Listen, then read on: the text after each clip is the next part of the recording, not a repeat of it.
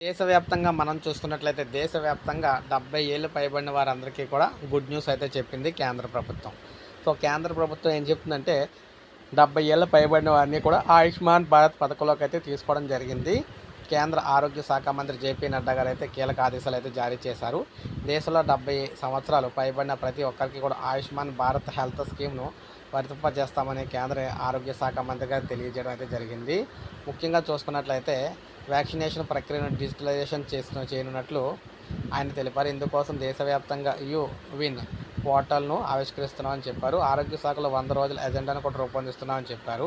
లోక్సభ ఎన్నికల్లో ఇచ్చిన హామీ మేరకు 70 సంవత్సరాల వయసు పైబడిన ప్రతి ఒక్కరికి కూడా ఆయుష్మాన్ కార్డులు జారీ చేయనున్నట్లు వీరైతే చెప్పారనమాట. అయితే ఈ స్కీమ్లో పరిధిలోకి తీసుకొస్తున్నామన్నారు.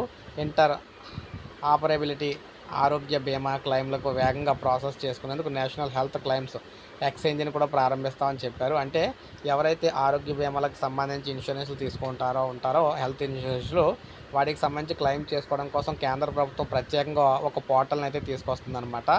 సో, దాని ద్వారా క్లెయిమ్స్ అయితే ఈజీగా చేసుకోవడానికి అవకాశం అయితే ఉంటుంది. సో, అదేవిధంగా మొత్తంగా చూసుకున్నట్లయితే ఇలాగా హెల్త్‌కి సంబంధించి కొన్ని కీలక నిర్ణయాలు అయితే చేయడం జరిగింది ప్రజలకు సంబంధించి. సో, ఇది మనకి లేటెస్ట్ అప్డేట్. ఒక లైక్ చేయండి, సబ్స్క్రైబ్ చేసుకోకపోతే మన ఛానల్ సబ్స్క్రైబ్ చేసుకొని